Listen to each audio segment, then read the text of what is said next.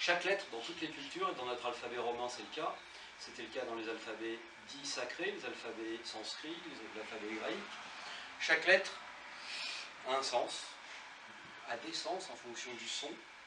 On va entendre quelque chose, par exemple, vous prenez une lettre, par exemple, on va prendre une lettre de notre alphabet, la lettre O, ça peut faire une association tout de suite dans votre esprit. Qu'est-ce que vous entendez quand on prononce la lettre O, par exemple? L'élément O, voilà, c'est une lettre qui notamment est en rapport avec l'élément O. Donc, la langue des oiseaux va s'intéresser au son des lettres, à la forme des lettres. Le O, un O majuscule, c'est pas un L, il y a quelque chose de bien plus rond. Quelque chose de bien plus enfermant. Donc, vous voyez, sans rien savoir, quand on regarde une lettre, quand on prononce une lettre, on a deux sens. O, ça renvoie à l'élément O. Qu'est-ce que ça peut être? Par analogie, pour chaque personne, ça va renvoyer à quelque chose de différent. Soit c'est le O, le monde du O, soit c'est l'élément O.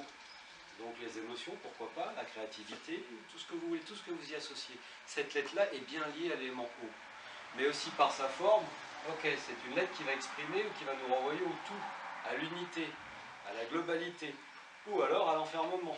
Si je m'appelle Olivier, par exemple, si je m'appelle Odile, la première chose qu'on va avoir comme information, bonjour madame, c'est que la lettre O, il y a une envie de tout, une grande curiosité, une envie d'être ouvert sur le tout, tous les mots d'ailleurs avec un O, et en même temps, exactement le contraire, un danger de fermeture, une impossibilité à sortir de quelque chose, etc. Vous voyez, c'était le premier exemple, là on est juste sur les lettres.